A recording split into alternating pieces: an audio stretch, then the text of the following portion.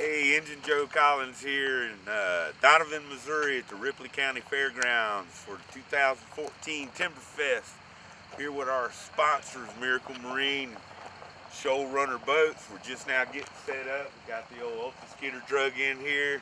Got 4 or 5 more skimmer boats we're gonna set up. Big V8 jet boat, Shoal Runner. So this is our first day, about 9 o'clock, 10 o'clock in the morning. So here we are, just getting started, the fun stuff.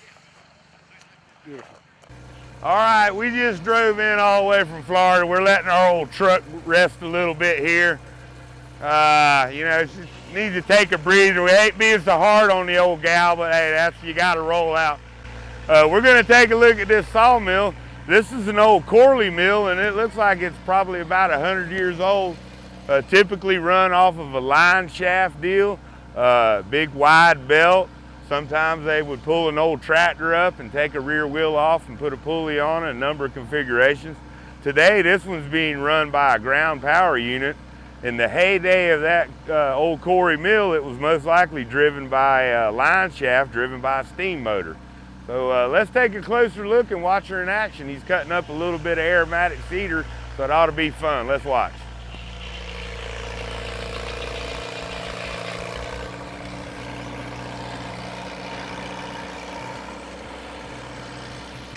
We got chainsaw carvers, we got an old sawmill, we got stern wheel riverboat, we got all the Caterpillar, John Deere, Skidder, all the heavy equipment, all the knuckle boom loaders, all the big trucks. Everything associated with the timber industry is here right now. You need to check it out. I thought whenever he cut this out if you want to, but I thought when he come up here the first time, I thought he's just a movie star. he got up here and he looked, he said, "What is that? Is that an old frick mill?" And I said, well, he does know something about sawmills, you know. We're here, and we're going to check out all the events. There's crosscut competition, there's axe competition, there's bottom cut competition. Everything you want to see is right here, and we're going to roll around and check it out and get some more footage of everything. So you guys hang with us. All right, we're here at the Ripley County Timberfest right outside of Donovan. We're up here talking to the gentleman, Mr. Reynolds from the Frisky Bar Ranch, and he's got some old relic chainsaws and quite a remarkable example of an old crosscut saw we're going to check out here in just a few minutes, so hang out with us. So we're checking out the saw. This saw had many applications, as well as bucking configuration. I guess they could cut salt firewood or buck fallen timber. Fall timber with it. My opinion is that back in its days, this saw was probably used by a sawmill owner so he could put one man on the yard bucking up his tree length, the mill length. Right. He only had to pay him 50 cents a day. If he'd had old Gappy out there working, that takes 2, and they'd each cut 50 cents a day. Yeah. So it was revolutionary in being a labor saver, many different uses, and this is you know, something you're never going to see anymore. Like I said, this is probably one of 4 or 5 that known in operating condition. 4 or 5, yeah. So it's the kind of stuff you don't see anymore.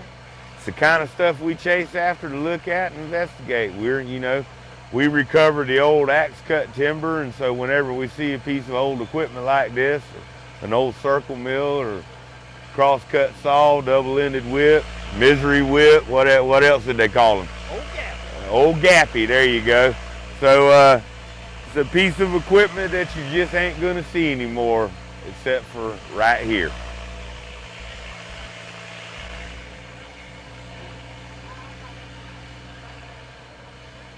I hope my boss never sees. Look at this thing, I can't even work it. Yeah, look at that. Well, you don't see that too often.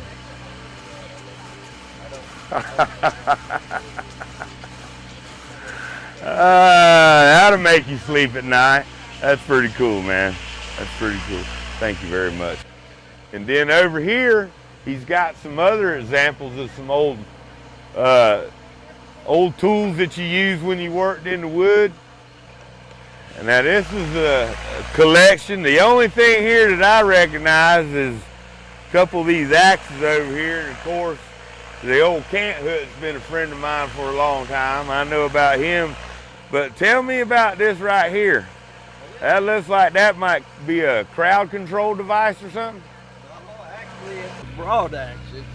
That's the name of it, broad axe. I suppose that would come from the length of it here, but this is flat on the back side and it's sharpened off of one edge, and so it was used to hew out ties.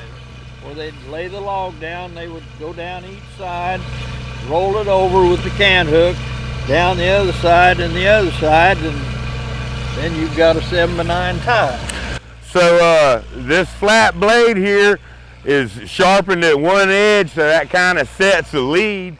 And what they were doing was taking round timber, such as what we just had right over there, and they're making a square edge on it. And they would do that by first coming along and making a cross chop in it, just a little bit of depth, and they'd come back with the broad axe and hewn that as straight as they possibly could.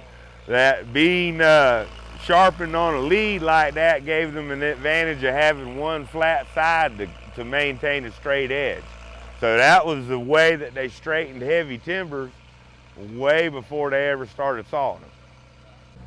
All right, so tell us a little bit about these. Now these look like they might be as old as I am.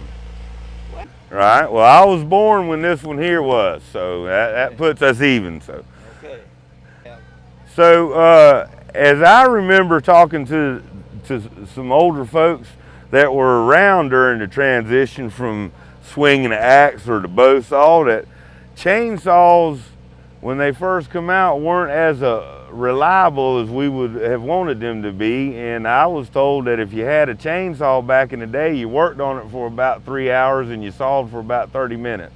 That's a possibility. These look like they come along a little bit further down the line when maybe they were a little bit more reliable. So these are quite the collector's item. So if you run across any old stuff like this at a yard sale or flea market or something, you might be wise to pick it up because it may be worth a whole lot more than it looks like. So this is some cool stuff, boy. Wouldn't you like to tote one of these around all day long? No. I always figured these was a good form of birth control. Yeah, I hear you. Send a young fella out all day with this thing, and then when he got home, all he wanted to do is eat supper and go to bed and rest up. I hear you there. I hear you there. Well, listen, I want to thank you for taking time out of your day to show you some of your collection. We really appreciate it, and we appreciate guys like you that take the time and to save these old relics and bring them back for people like me to look at. Well, thank you. Well, thank you very much, sir, and you have a great day. I'm working. I really do. I thank guys like you that take the time to save this stuff so other people get to see it.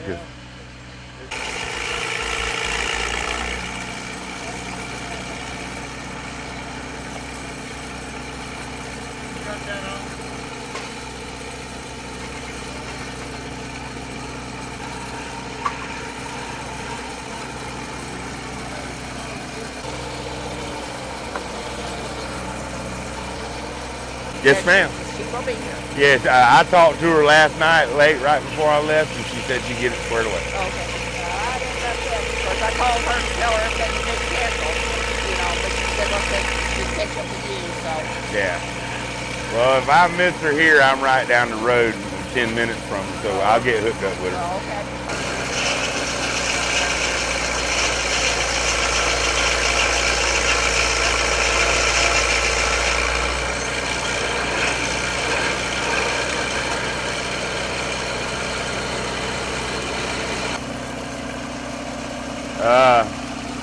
You might want to get off at a little bit of an angle where I'm at, because being right dead behind that carriage is not the best place to be.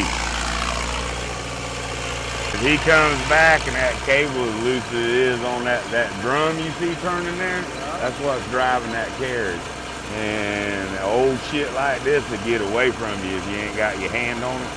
and I've seen one of those carriages launch about 12 feet off the end of the rail before. It's exciting. Now see that set of set works there? You see him grab that handle and pull it. Now he can turn that handle this way and it'll be on a 1/4 inch scale. He can turn it a little bit further and it'll be on a 1/2 inch scale, and he can turn it like that and it'll be on a 1 inch scale. I brought my buddy Kurt's wife over here yesterday, and I picked this edge out to be the natural edge. So anything close to that right there, it doesn't have to be exact, but that slice out of it and then put a straight edge on the back of it and leave that natural edge, that'd be perfect. Well, that ain't really important what you call it. It's about it being 100 frick or Corley or whatever. Right here it says 1905. Yeah. Well, it's close enough. Yeah. Pick that up. You'll bust yourself. I'm telling you, that's heavier than you guys think it is. Huh.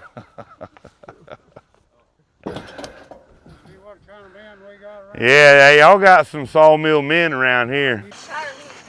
These old mills, they were called a flat bottom mill, and because they didn't have forklifts back then, and they'd get them as close to the ground as they could, so they could they wouldn't have as far to roll their logs. Right. This is Ab McKnight. When did you start in the timber business?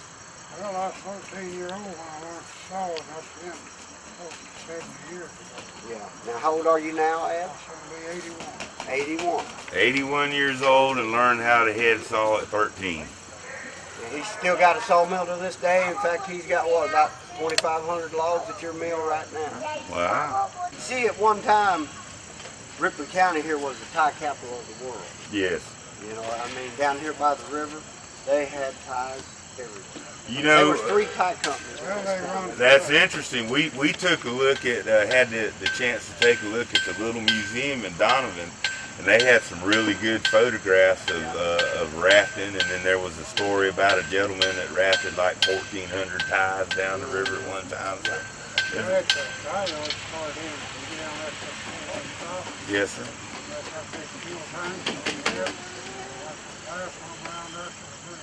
Wow. Yeah, it was the tie capital of the world, and I. Well, let's roll that old log up there and check it out. Okay.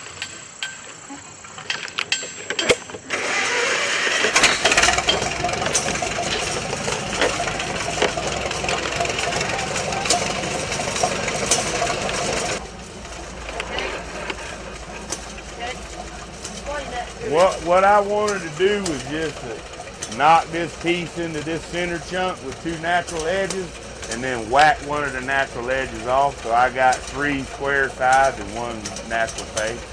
And yes, sir, exactly. And it don't matter either. Both of these sides are about the same, so whichever one comes out will be fine.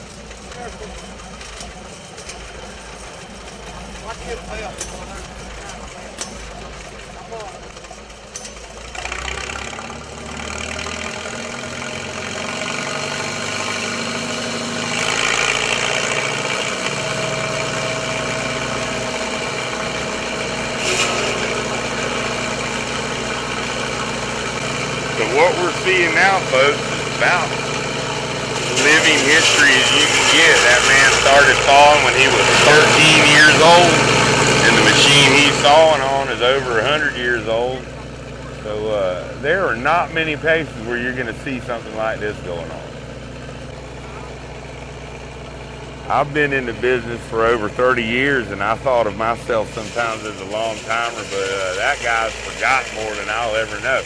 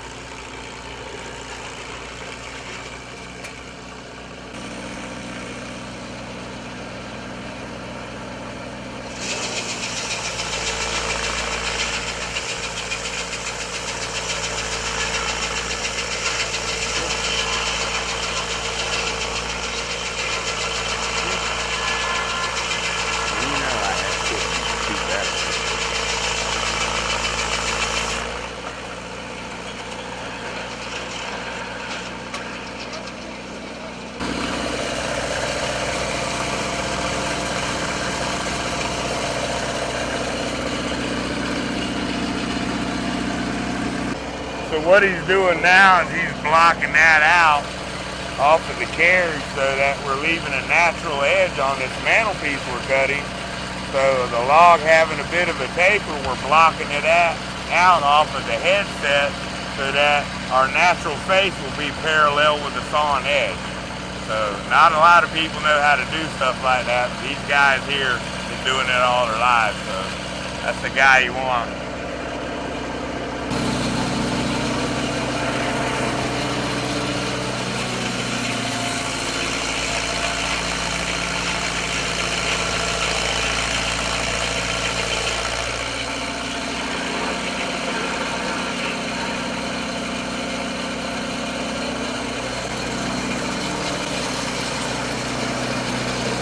That's perfect. That's perfect.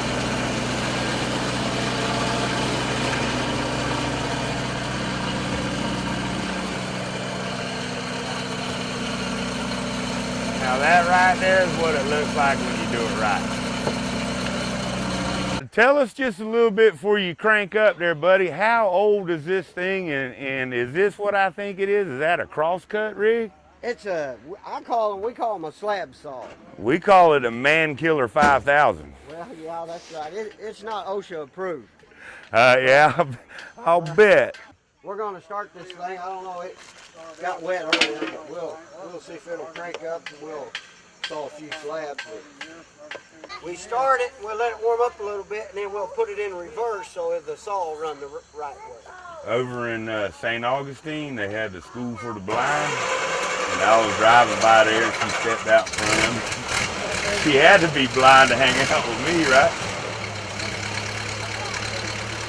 I got lucky is what that is.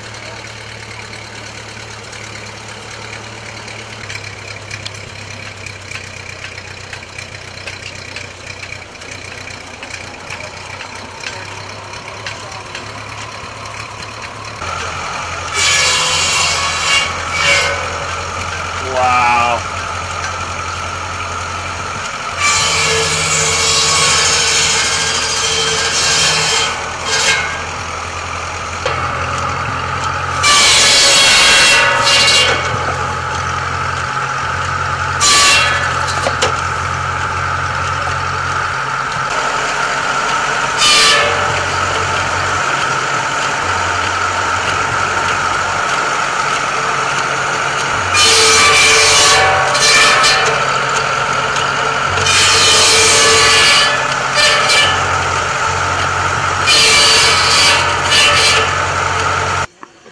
Guys, that certainly was an interesting demonstration.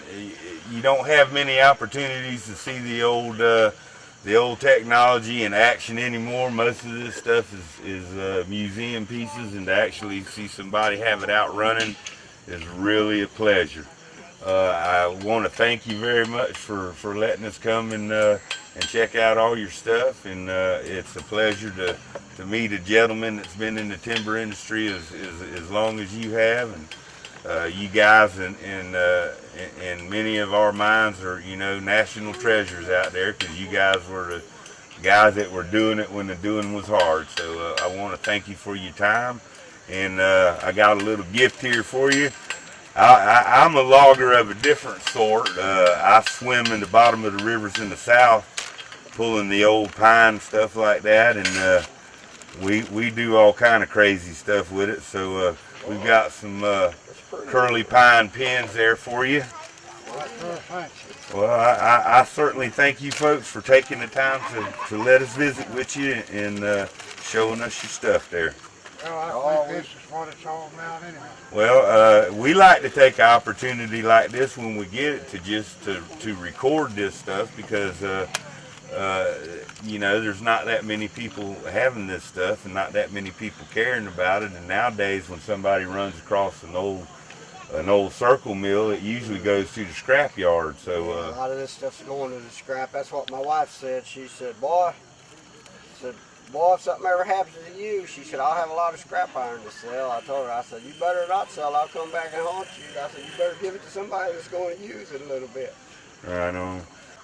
I thought whenever, you can cut this out if you want to, but I thought when he come up here the first time, I thought he was just a movie star.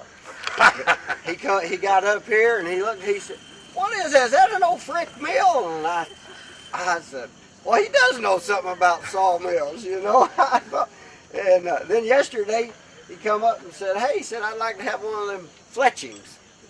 I said, you mean a board? He said, yeah.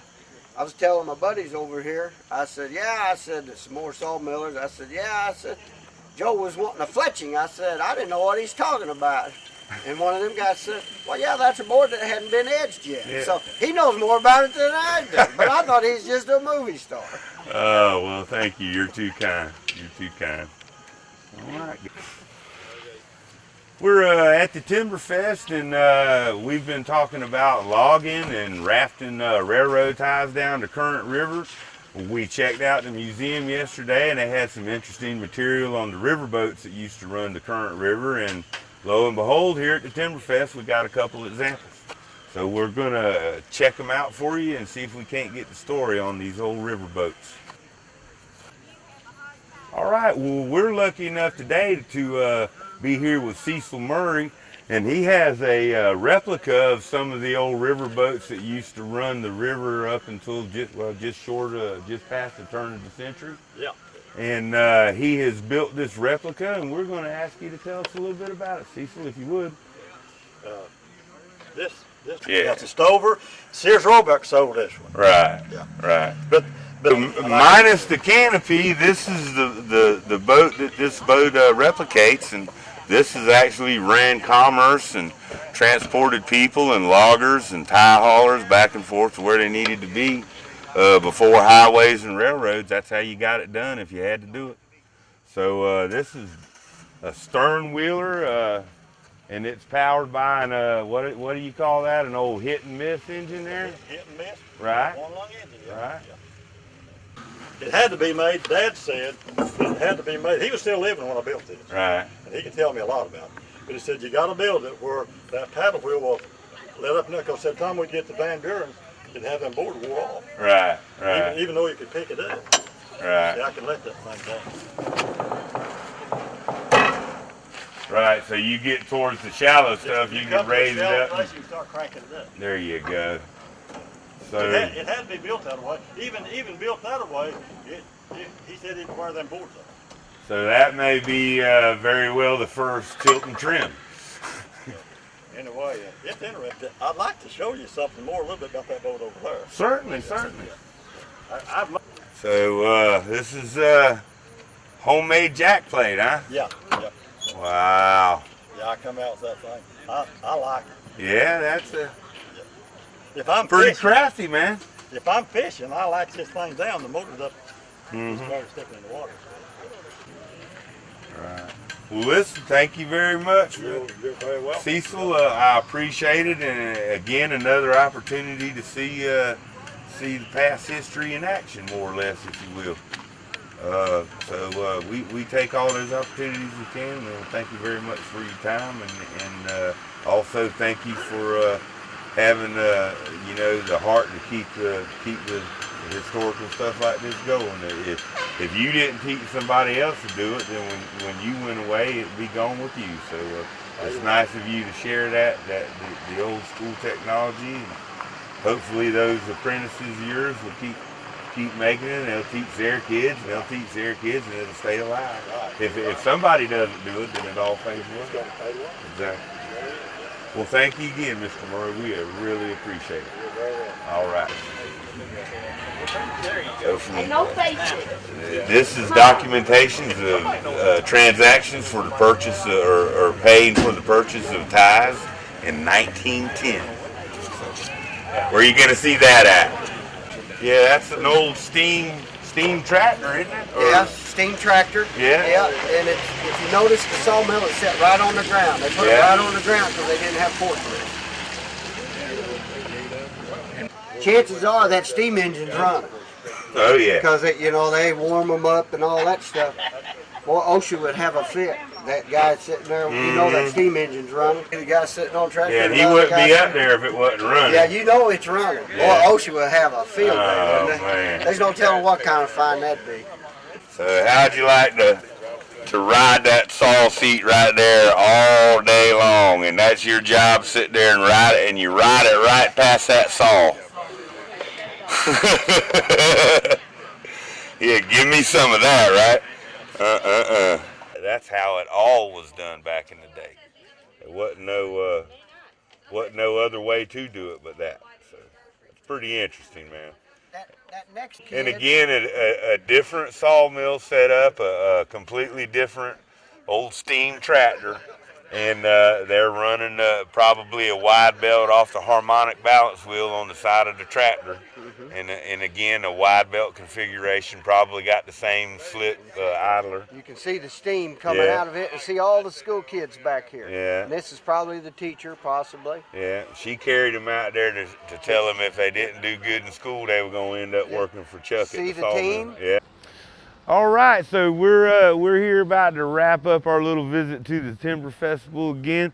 We've got our mantelpiece was sawed for us, and we just thanking everybody and running around saying our goodbyes and so on and so forth. I'd like to thank you again for getting this done for us. You're welcome. It's not very often you get to see some running history, as I like to call it, and it's guys like you that keep it alive for the rest of us. Well, I'm glad So to do for all of us old saw dogs out there, we'd like to thank you for that, and thank you for the beautiful mantelpiece, and maybe we can get to come back next year and hang out with you some more. I sure hope so. I sure hope so. I would love I'm to. glad you guys wanted those saw lines. Oh there. man, that's character, man. The lumber yards don't like that. Well, but you know, anyway, it's not for them anyway. That's right. We can't help it if they don't like a planer. But anyway, that's the stuff that we love is the character, and a little bit of saw mark in there is always good for me. But thanks again, man, and hope to see you again next year, brother, man. Okay, you guys take care. Thanks for coming. Absolutely, man. Absolutely. Okay. Very nice meeting you. You too. So thanks again. We're here at the Timberfest here at Ripley County Fairgrounds, Donovan, Missouri, and with some real timber guys. So thank you guys very much for your time. We appreciate it. Thank you guys for coming up. Oh, I really absolutely, appreciate man. it. Absolutely. Appreciate it very much.